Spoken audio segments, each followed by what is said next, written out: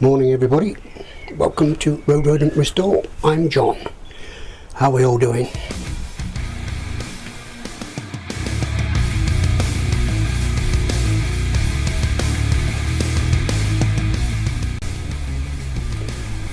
Okay, so in this video we're going to be working on the CBR1000F cylinder head again. We're going to be examining the head for wear and tear, warpage and anything else we can think of, and we're going to be stripping it down completely. So without further ado, let's get on with it. Okay then, with just a quick look, we've got these fixing trays, sort of hold the rockers that are like springy to stop them moving, and already I've noticed on that one, I'm pretty sure I haven't done that. So that was already like that when the bike was running, probably. I don't know. Don't know if the bike could run like that. Probably could. But yeah, it's not very good, is it? I know the cam goes there, so that will probably be locked into place, but you know, it's easily fall out without the clip on. So that is 3 problems. No, that's with the 3 chains and the cylinder block and this. That is 5 problems we've found with this engine up to yet. So anyway, let's get on with it, and I think the first thing we will do is flip it over and take off the gasket. So let's flip it over.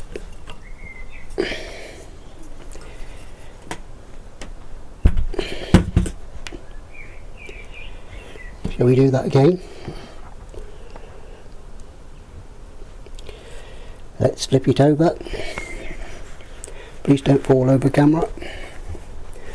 There we go. So it might not look like there's an head gasket on there, but there is. So if you can see, it's starting to come off just here. Could start from the other end.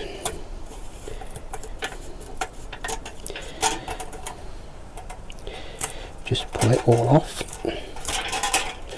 and there we go.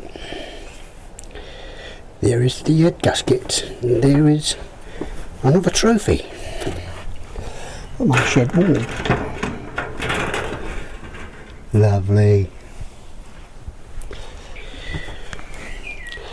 Let's do the test on the valves and the seals to make sure that they're not leaking. So let's get this baby outside and we can do the test. Okay then, so what I'm going to do is, a lot of you already probably know, but I fill these ports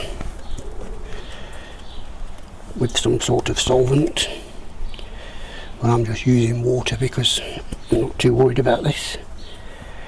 But you know, you're probably better off using diesel. Just pour it into the ports.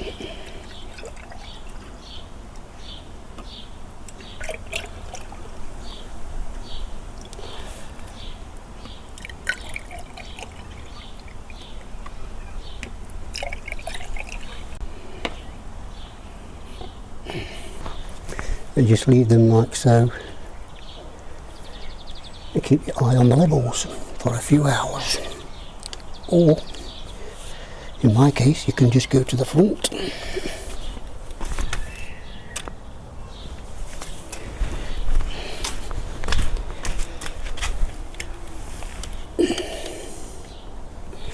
But already you can see that the import, well, that one's alright I think. That one's going as well. And that one's going as well. So this head does need a complete refurbishment. Yeah, that one's starting to go now. And then if these were fine and they weren't leaking, just turn it over, do exactly the same on the exhaust ports. But you know, we don't need to do that because we know that the valves are worn and the seals are worn. So next step. Okay, so the next test I'm going to do is to check the cylinder head for any warpage. There's a number of ways you can do this.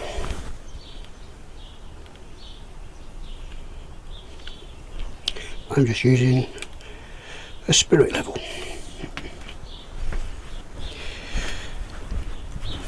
So what you need to do is put a straight edge across the whole head.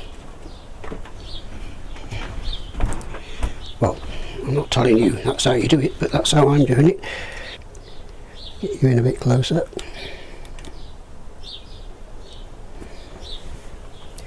We're in focus.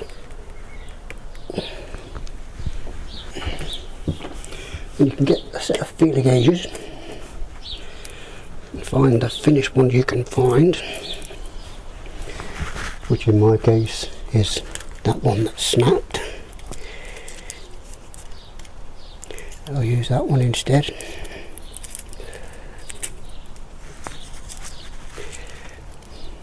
You know, just prod it underneath.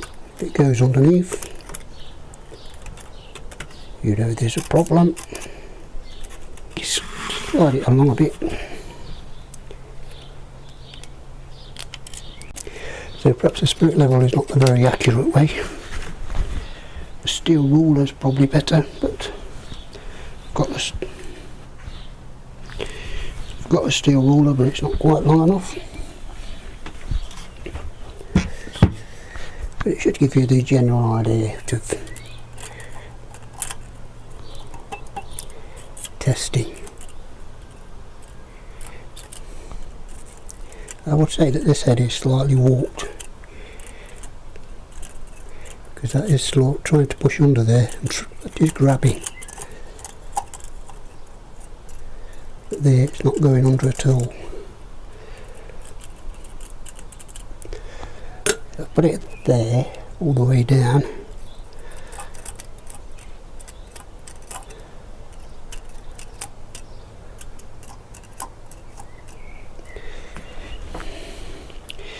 So I would say that this head is slightly warped. Another way is to get down on your hands and knees.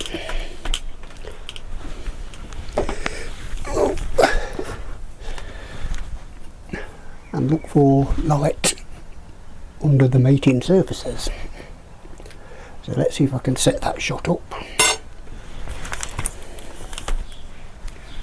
And if you could see daylight through the gaps, then you know it's warped as well. I think this one you'll probably get away with it.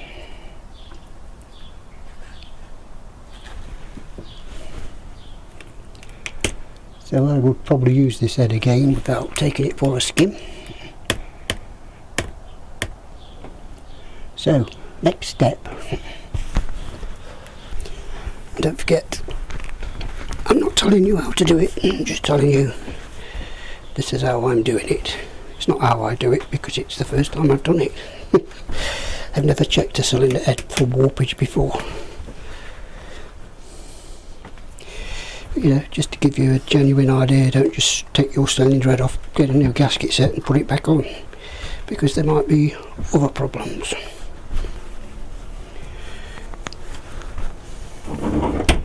Right, the next thing I'm going to do is remove all these rocker plates. So they are holding by 4 10mm bolts on each plate. I believe the threads are 6mm. So I'm just going to use my speed brace as I normally do and crack them open.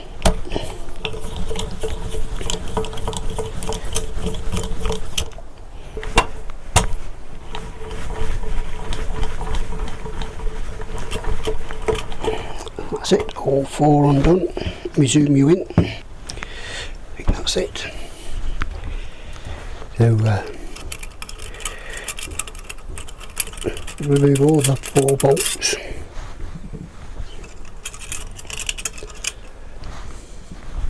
And the plate should just lift out. And that's what it looks like. Bring it back into shot.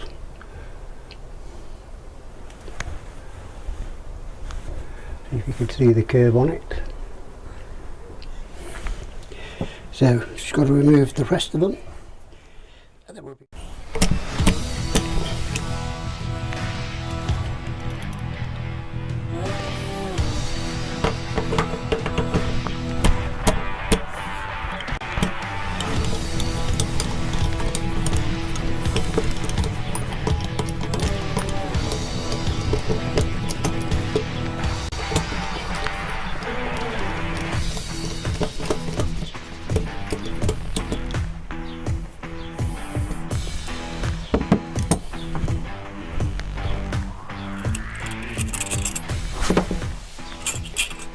so there we are.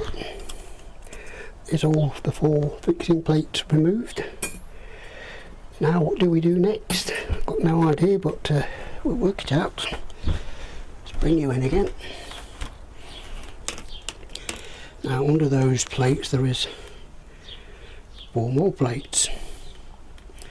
See if we can get you in close enough to see them. You can see just here. Do that one a bit more in the central of the picture. You can see there is like another little plate you will have to remove. Looks like that.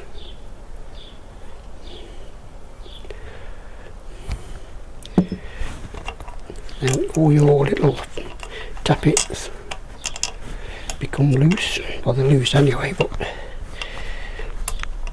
you have to remove those to get to because the next job is to get these springs out, and I do not have a tool for that, so we are going to have to improvise.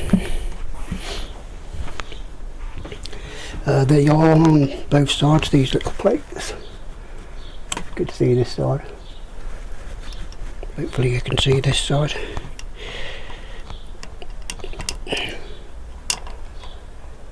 Yeah, there, look. So there's 8 of those, 1 for each port. So I'll just remove all the other plates and then we'll get back to it. And the last one. Oh, this one has got a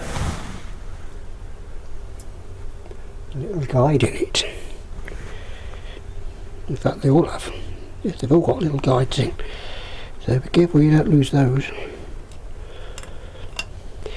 Be warned, don't lose those. Oh.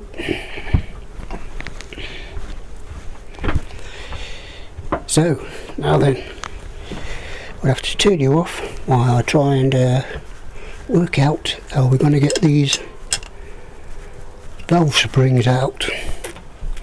So, be back in a bit.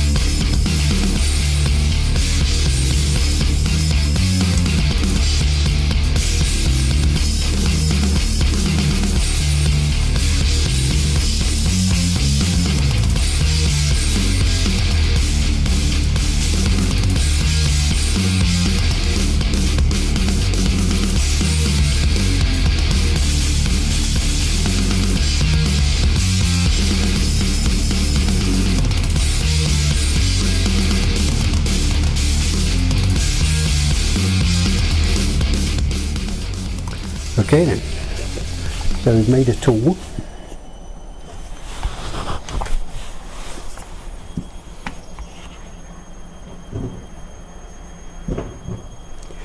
Let's see if we can remove them. Okay then, let's try this mad contraption out. Talk about the mad scientist.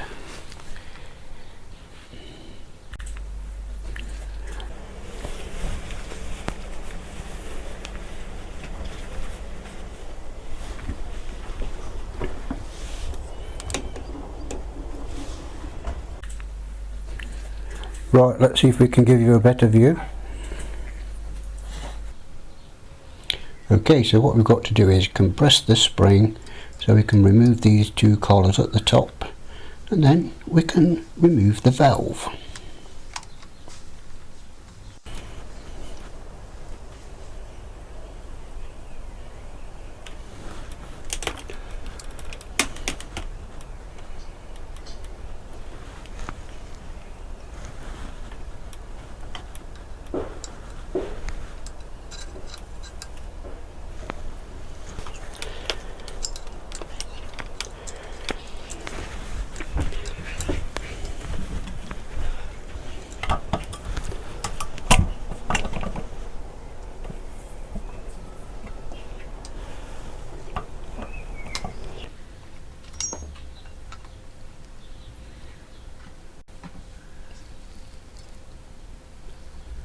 Yes, I can honestly say this is the first time I've removed valves from a cylinder head.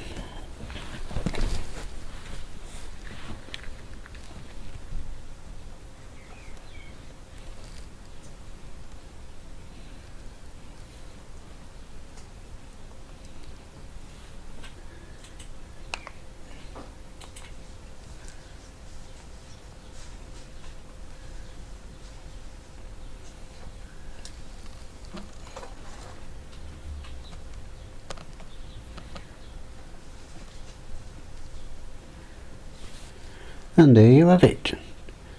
Not a bad job if I do say myself. Okay then, so there you go. Just shows you what you can do with a bit of mentality thinking.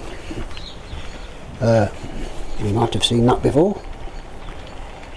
This was off the old XJ900S diversion. I had to buy a new caliper, and this is what's left of the old one. So it just goes to show, never throw anything away. Unless your shed is absolutely chock-a-block and you can't move. Like mine almost is. So, yes. I'm in the process of constructing and conducting a video of how I made this. So that will be in the description down below when I've constructed the video. So hope this video has been of some use to some people. Hope you enjoyed it. Hope it was decent entertainment if nothing else. And yes, stay well, stay safe, and I'll see you on the next one.